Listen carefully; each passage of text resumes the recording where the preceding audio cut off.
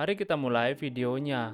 Chapter 15. Chapter menampilkan kawanan geng Kuang sudah kembali ke sekolah.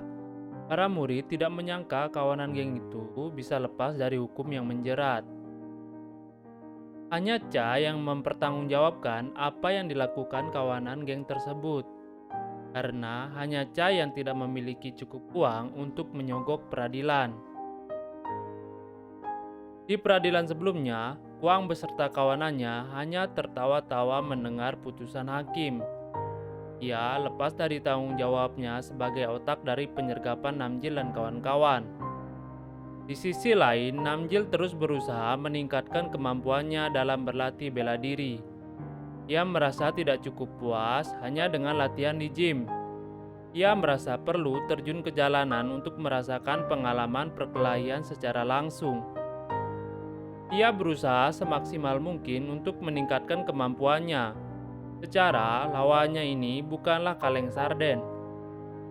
Di jejeran musuh ada Pyo, sang raksasa, bagaikan rindaman kalau di Cruzeiro. Ada juga Bom Ho yang terkenal lihai dan gesit. Yang tak kalah kuatnya dari Pyo juga ada ketua geng mereka yakni Kuang, yang malah lebih hebat dari Pyo ataupun Bom Ho. Secara berulang, Namjil terus melatih fisiknya. Ia terjun ke jalanan, membasmi para berandalan di malam hari, dan melakukan latihan fisik serta sparring di gym pada siang hari. Awalnya Namjil di jalanan diremehkan oleh para cecunguk preman yang berkumpul. Namun, ia bisa membabat habis mereka semua dengan kemampuan kekuatan jantung barunya. Namanya bahkan menjadi terkenal si kacamata yang misterius, julukannya saat sedang membantai para berandalan jalanan. Pelatih gym dan petinju Kim bahkan juga merasakan kemampuan Namjil meningkat pesat akhir-akhir ini. Sampai-sampai petinju Kim kewalahan menghadapi Namjil. Namun Namjil sang pemula masih tetap kalah. Setelah sebulan, secara terus-menerus, mengulangi rutinitas tersebut, Namjil pun mencoba untuk tidak memakai pelindung kepala saat sparring dengan petinju Kim. Alhasil, ia bonyok.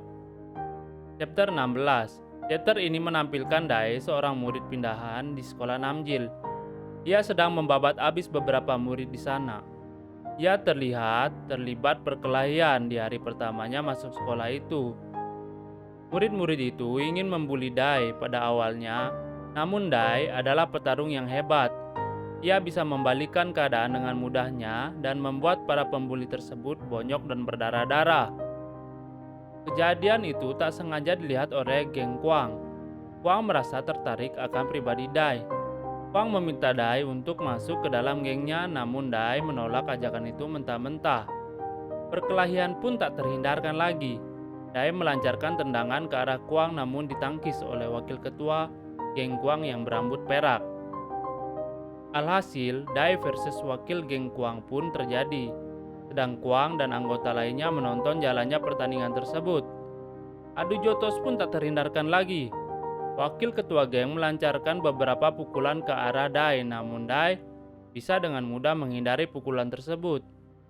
Dae pun membalas pukulan demi pukulan yang juga dengan mudah dapat dihindari oleh wakil ketua geng tersebut.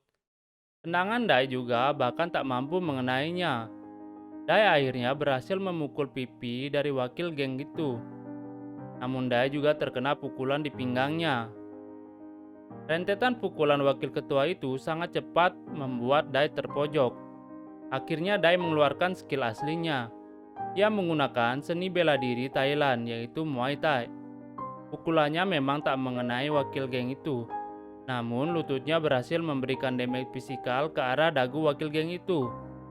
Dae sekali lagi memancing dengan pukulan yang ternyata adalah cengkeraman di daerah tengkuk wakil geng itu. Dan kemudian disusul dengan beberapa tinju ke arah wakil geng itu membuatnya babak belur. Wakil geng itu pun sesaat sempat tersungkur. Saat itu Dae merasa sudah menaklukkan wakil geng itu. Namun wakil geng itu bangkit lagi dan melancarkan pukulan super cepat ke arah Dae. Alhasil, mulut Dae yang terkena pun harus berdarah-darah. Chapter 16 pun berakhir. Chapter 17. Chapter 17 menampilkan Kuang sedang berbincang dengan Dongjin, sang wakil ketua geng. Ia berencana menginvasi sekolah dan mengalahkan geng lain di sekolah, namun ia perlu anggota lebih. Ken kembali ke pertarungan antara Dongjin sang wakil geng dengan Dai. Saat itu, Dai sudah dikalahkan oleh Dongjin. Dan mau tidak mau ia harus masuk ke geng Kwang. Dai meminta suatu saat ia boleh melawan Kwang juga Dongjin lagi. Kwang pun tak keberatan akan hal itu. Setelah melihat pertarungan antara Dai versus Dongjin, Bohmo dan Pyo yang merasa mereka belum sekuat rekannya, mereka merasakan kejatuhan mental nih. Oleh karena itu, mereka berdua secara diam-diam akan berlatih agar menjadi lebih kuat lagi, lalu menjadi yang terkuat di geng tersebut.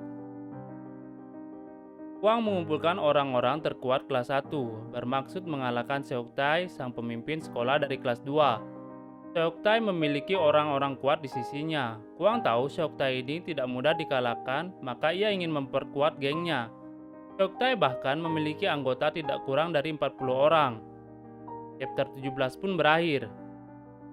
Kita beranjak ke chapter 18. Chapter 18. Chapter kali ini menampilkan Namjil yang akan berpergian bersama rekan-rekannya yakni Yuri, Soye, dan Habin.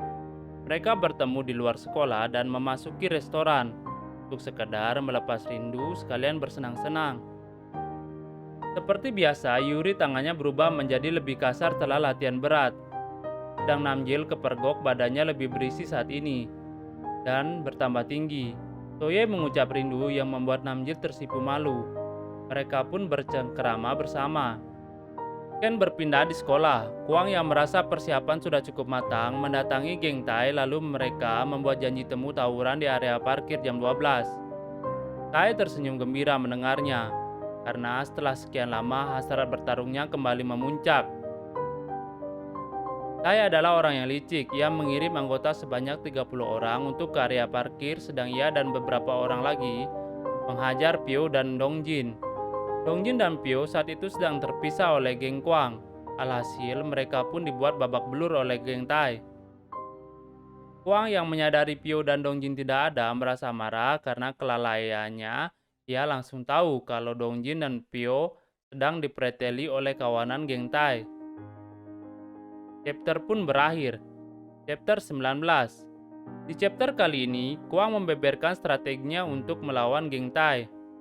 Kwang mengatakan bahwa ia mendengar rumor sang ketua yakni Tai tak pernah bertarung. Tak ada yang pernah melihatnya bertarung sebelumnya, yang berarti Tai adalah tipe licik yang hanya mengandalkan anak buahnya. Dia hanya turun tangan saat musuh sudah keok. Oleh karena itu, pada saat nanti pertarungan dimulai, beberapa anggota geng Kwang akan menyerbu dari depan dan baku hantam dengan anggota geng Tai. Sedang Pyo dan Dongjin juga Kwang akan menyergap Tai dari belakang lalu mengeksekusinya. Dongjin dan Pyo setuju dengan strategi tersebut.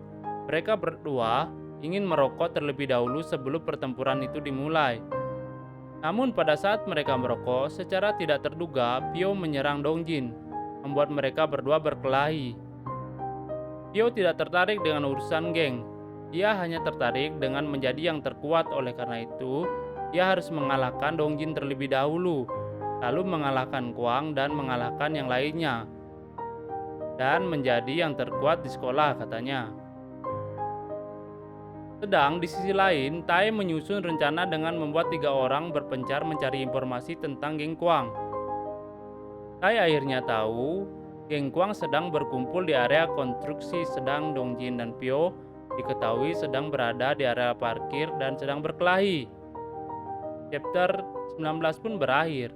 Terima kasih telah menonton di channel kami. Jangan lupa like, comment, subscribe ya. Bye-bye. Oh ya, jika ada rekomendasi anime atau manhwa yang ingin dibuatkan alur cerita, tulis di komen ya. Bye-bye.